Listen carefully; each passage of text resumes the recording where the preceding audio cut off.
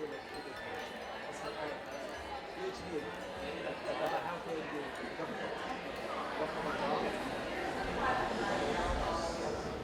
is the search for truth?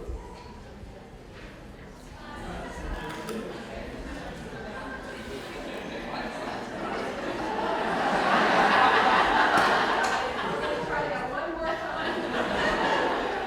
What is the search for truth?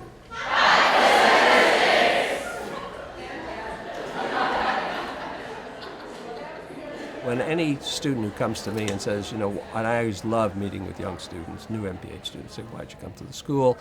And they would say, well, it's because it's ranked number one, and the usual thing.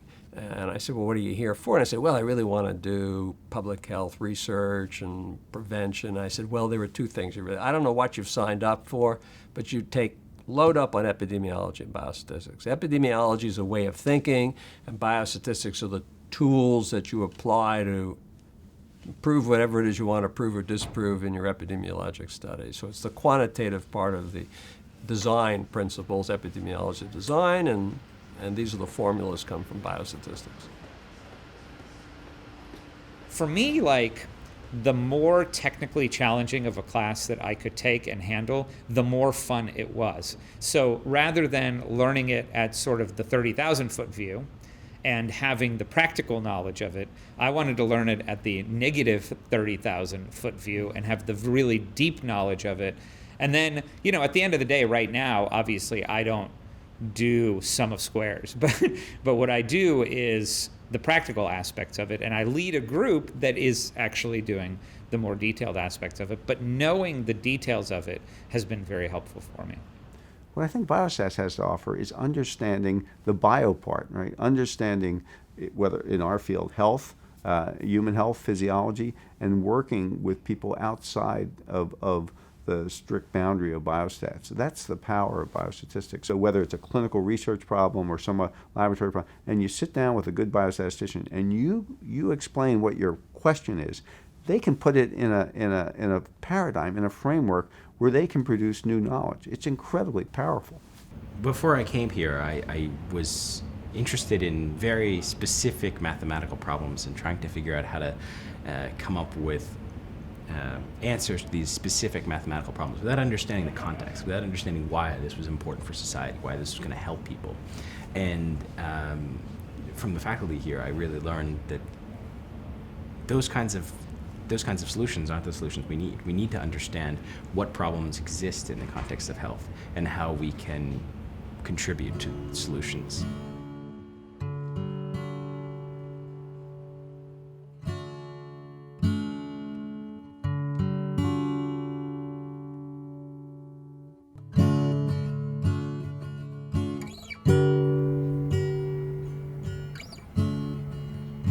The department really cares about teaching, and this again goes back generations and is just carried through. So I think Lowell Reed, our second chair, was known as being a spectacular teacher. He was on local television one time demonstrating population dynamics with a little pinball board, basically.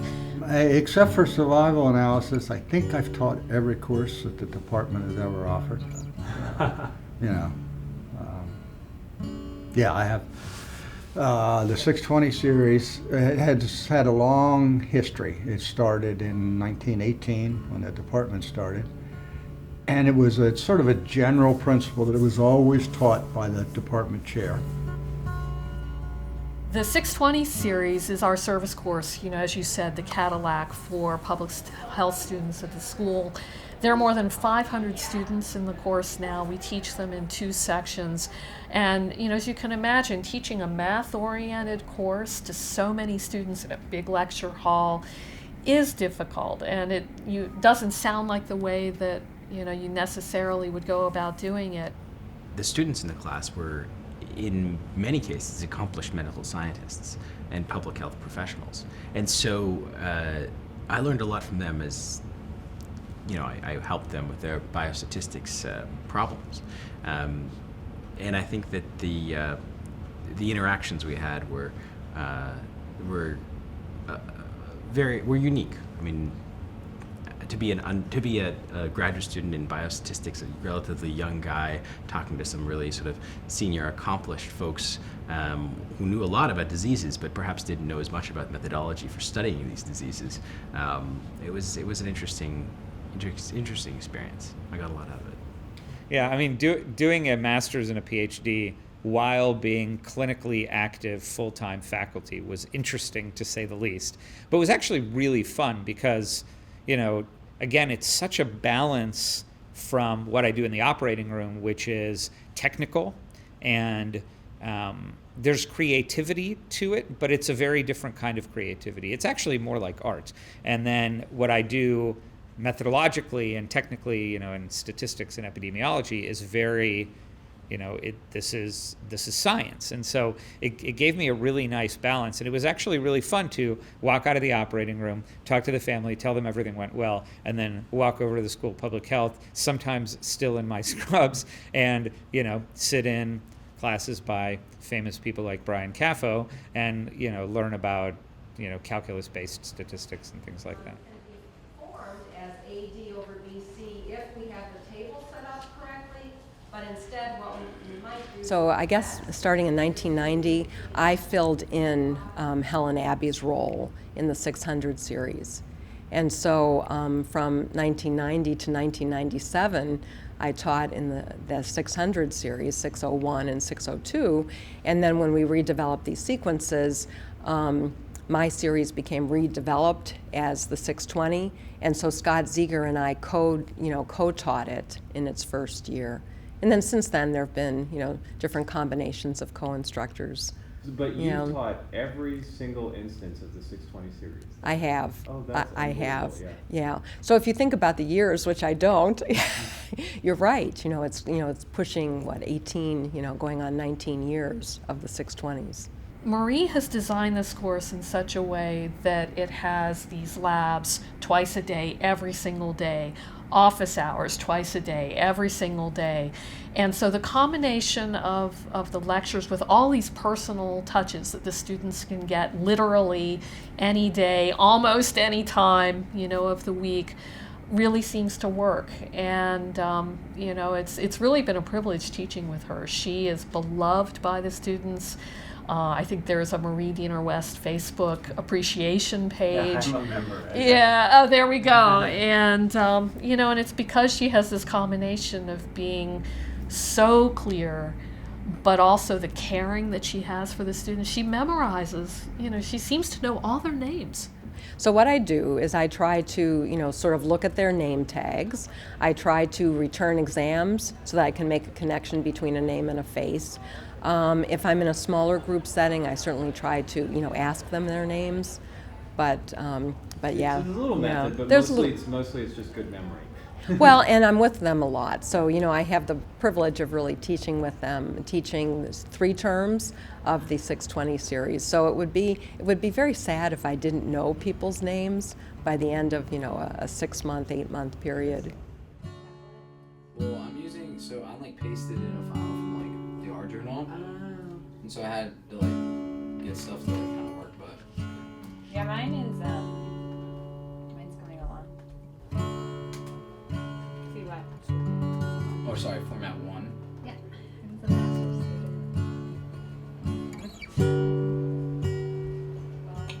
student. I've learned a lot, and I've taken a lot of guidance from what you have here at Johns Hopkins in your working groups. And I really noticed and myself thrived from the synergy of being with people who are working on similar problems. And so I've really tried to build that at Penn. And I think that in some ways it's been successful, in other ways I'm still learning. But you guys have it down, and I think that's really amazing. Having a group of students and faculty and postdocs in a room and being able to discuss something openly without concern about who's a faculty member and who's a student. There are just ideas. There are good ideas. There are bad ideas. But everyone can talk about ideas. That's really something. I really like that.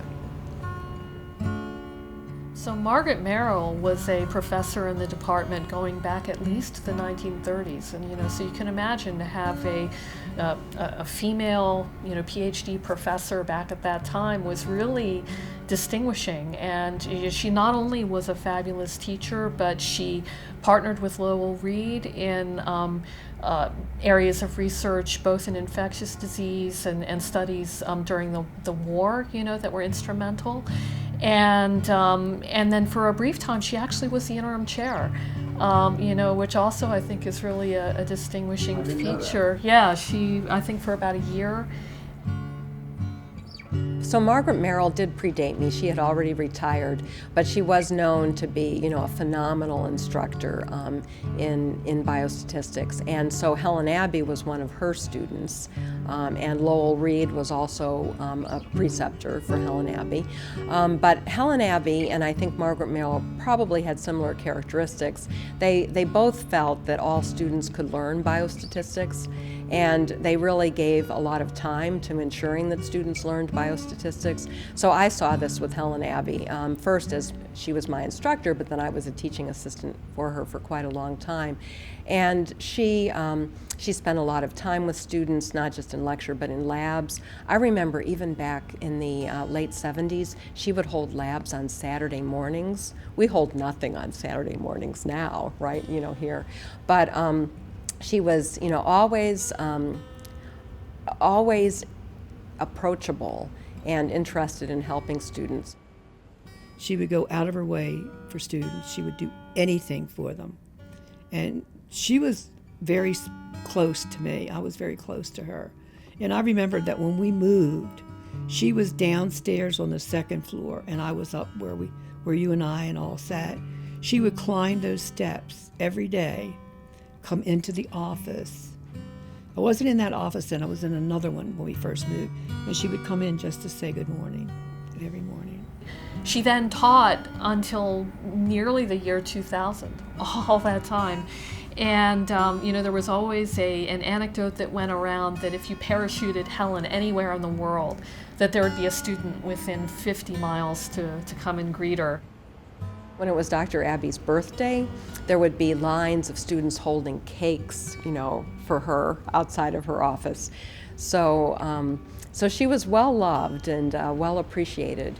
She always used to tell me that she wasn't going to give the department any money. She was giving it all to the University of Michigan, and where she was a graduate. And I believed her. I used to remember I'd speak to Sylvia Eggleston and say, "What a shame! She's contributed so much to Hopkins all these years. We would love to recognize her, and wouldn't it be great if she would leave her gift to Johns Hopkins?" And oh no, it's going to Michigan, she'd say. But she did leave it to Johns Hopkins. So, and then Marie Diener West became the first Helen Abbey professor, and we called it the Merrill Abbey because we had resources also in the department that we wanted to recognize Merrill's name. So.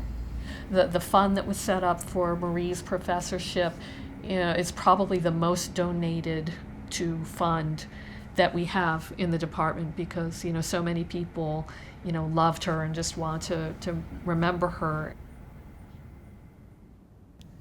I loved Helen Abbey. Yeah, she was. Helen was quirky. She had dogs all the time. Peppy particularly was legendary. So Peppy was the most recent one. When Peppy was alive, we still had dogs for experimentation, but nobody was, and they were down in the animal quarters, and nobody was allowed to bring a dog, a personal dog, to roam around the halls, except for Peppy. You had no choice. People around the world know Peppy. She put him on a chair and rolled him around in the lab room. When she got the Stebbins Medal for teaching, he got a small Stebbins Medal as well. So, but he, for the most part, didn't do much damage and wasn't too loud, and and was a great companion for her.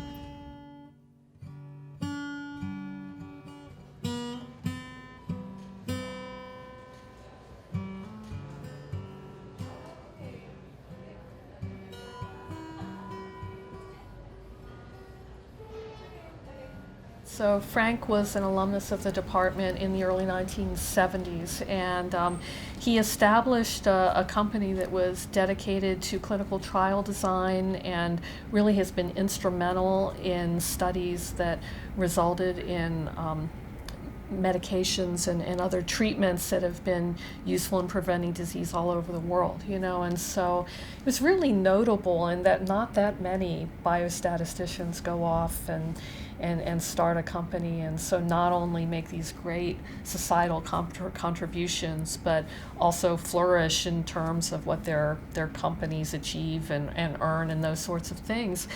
And so he is been involved with the school for decades.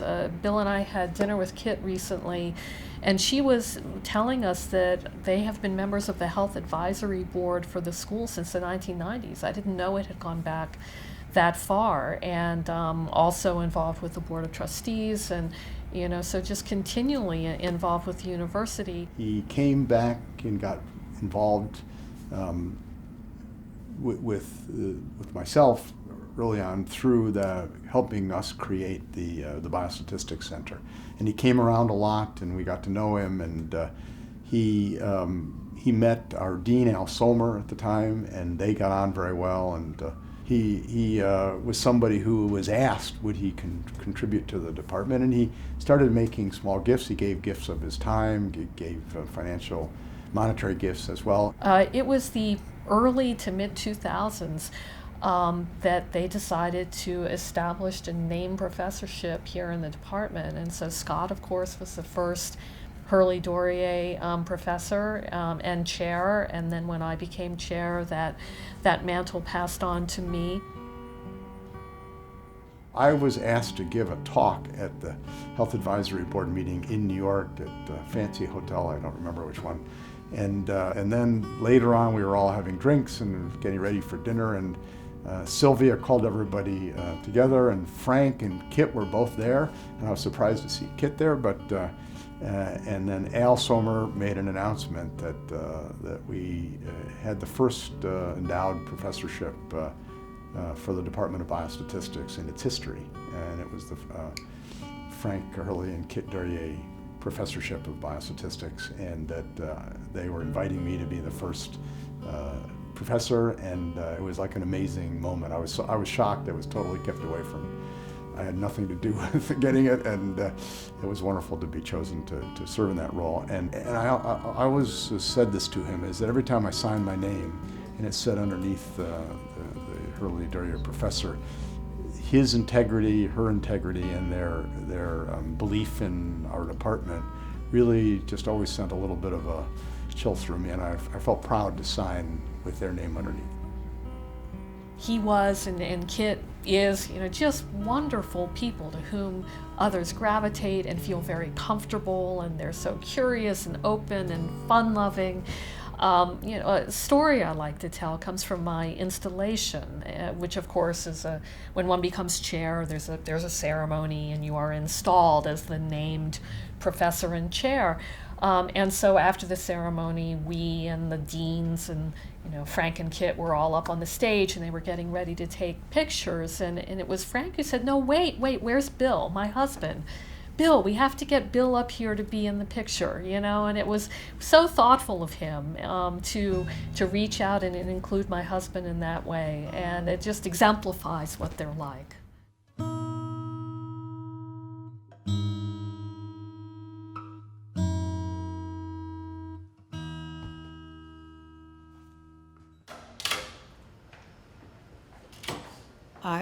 I was a temp in the personnel office. They called it personnel, not HR then. For the school public health? For the school public health. And a lady, the administrator from the Department of Biostatistics, came down and said, "We heard that you're doing temp, and we need somebody."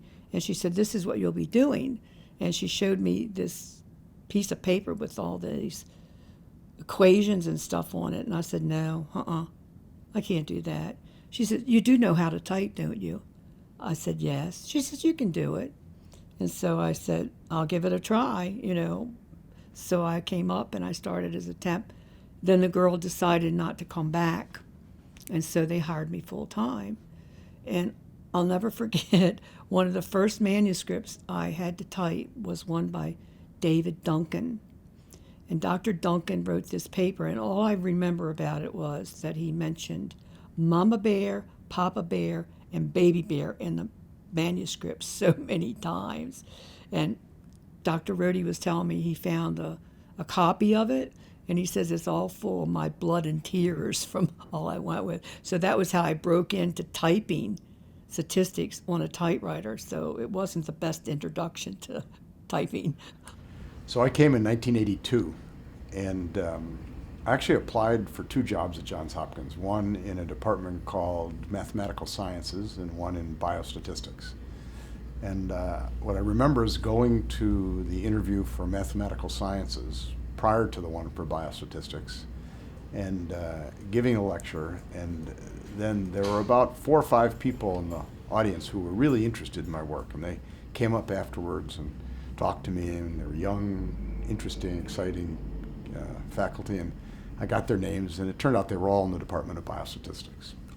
And so I came a couple weeks later to Biostatistics, and I was pretty clear that of the 2, that was my preference. And those people were the other 4 faculty, Hendrix Brown, Ron Brookmeyer, Kung Yi Liang, and Steve Self, who had, actually Kung Yi wasn't there, but the 3 of them were there, and had been hired the year before.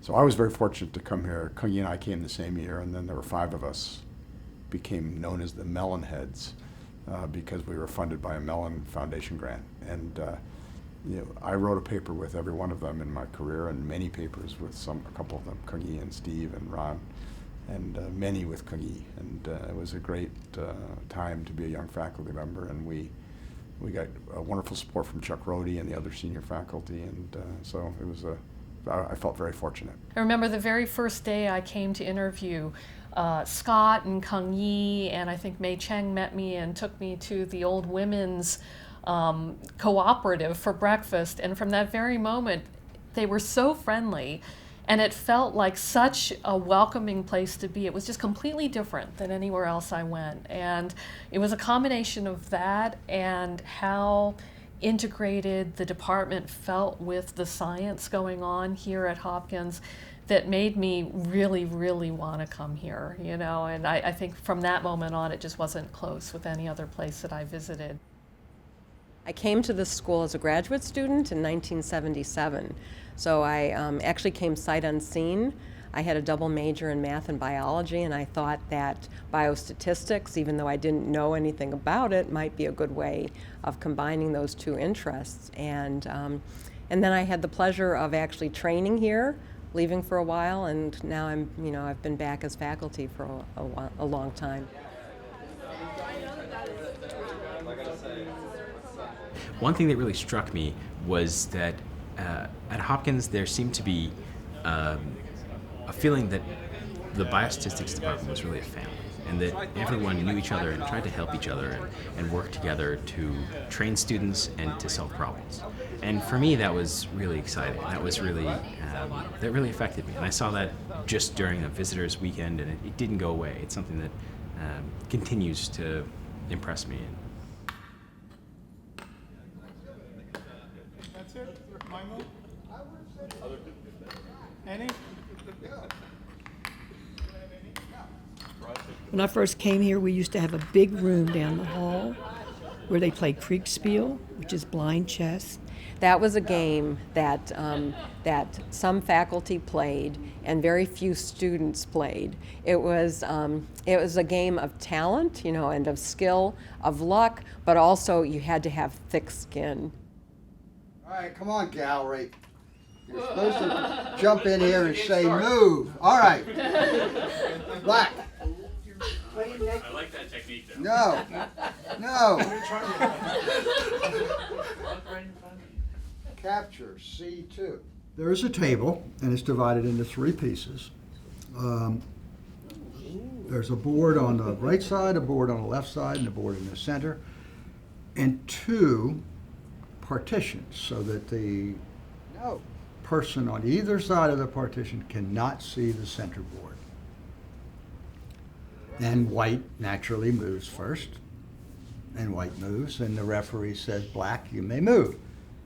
Good chess players were never very good Kriegspiel players because chess is not that kind of, it's a deductive game. And Kriegspiel is an inductive game. That's why it was so exciting. And how long did the game go for? I mean, how many years did it run? Oh, it ran from, let's see, maybe 66 to early 90s. Richard Royal was a really good player, and so was Tom Ghiarti. And when they played, it was just really fun to watch because they both absorbed information so quickly and made inferences so fast that it's really fun to watch them. And I was told when I was first hired that I never go there and interrupt them when they're playing. And I'll remember Martha Royal called and she says, Patty, I know they're playing that dumb game, but can you please go tell Richard I have to talk to him? It's an emergency. And I went down there and I was like scared to death. And Richard and Ross looked at me and said, Hubbard, what the hell you doing here? And the other players were just slow and dull. And everybody would stand around and yell at them and say, come on, move, you know. And they either would or eventually they would just give up and go away. But Kriegspiel was a very integral part of lunchtime activities for Alan Ross and others. And some from the School of Medicine came across the street also to play, with them. But they didn't allow everyone to play.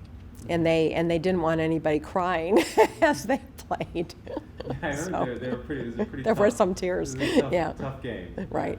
Both the game itself and the commentary that was. The commentary was probably the toughest. I don't play chess a lot, but that seems like an important piece.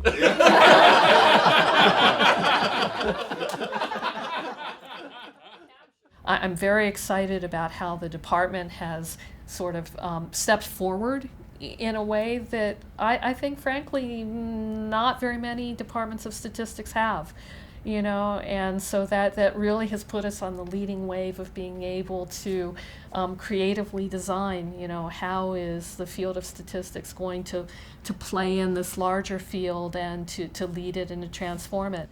I've visited a lot of departments. I've only ever been in one academic department as a professor, but this is just a remarkable place. It's remarkable for its understanding of how important people are, and in particular junior faculty.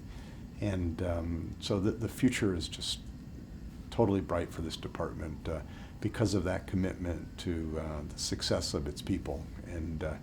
And we also have always been somewhat taken a broader perspective on statistical science, and we are grounded in real science, public health science, and the other problems that are brought to us. But we're a bit Catholic in our treatment of exactly what sorts of approaches are the right approaches. We're very broad thinking, and so young people do well here. And so long as we continue to hire talented young faculty, we'll always be among the very best departments because our problems are the best, and then the talent will be among the best. There's so much energy and so much creativity in the department. It's a place where creativity really thrives. And so I'm just positive, that is going to open up things that we can't even imagine. I really do think that we're going to see some changes in the instruction. I think that the types of methods that are going to be used in the future, will change. I think that we will be seeing more, Bayesian methods. I think that we'll see computing taking a switch in the future. If I look back and I think in the late 70s, 80s, how we used a mainframe and a card reader, and we would make one program and wait overnight to see if there was one mistyped key, on a card. And now, the speed with which programs are run, it's hard to imagine looking into a crystal ball and thinking what the future will look like. But they'll probably be doing computing on, a machine that's the size of a cell phone, right? The future is bright for our field because the world is becoming increasingly quantitative. I think what's important for us is to embrace the opportunity, but to continue to keep our eye on the core principles of of inference and science, and to understand the limitations of data and limitations of our methods, and to be real ambassadors for statistical thinking to the scientific method. And so we do that, and we have a very, very bright future.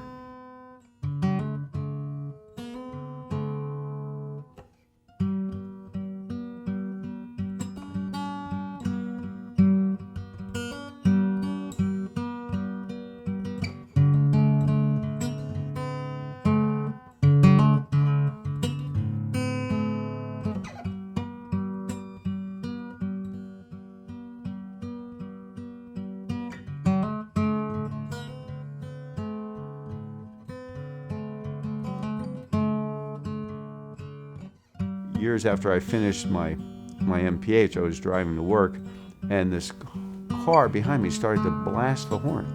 And so I'd be at a stoplight, and every time the light, just as it turned green, blast the horn, I looked up, and it was Dr. Abbey in this beat-up old Mustang. It was like a '65 Mustang that she had. And so after about the fourth time, I thought maybe she's trying to communicate with me. So when the light turned red, I jumped out of the car and ran back and said, "Dr. Abbey, is everything okay? Is there something wrong?" She goes, "Oh, no, it's fine." But next time the light turned green, she laid on that horn. Yeah.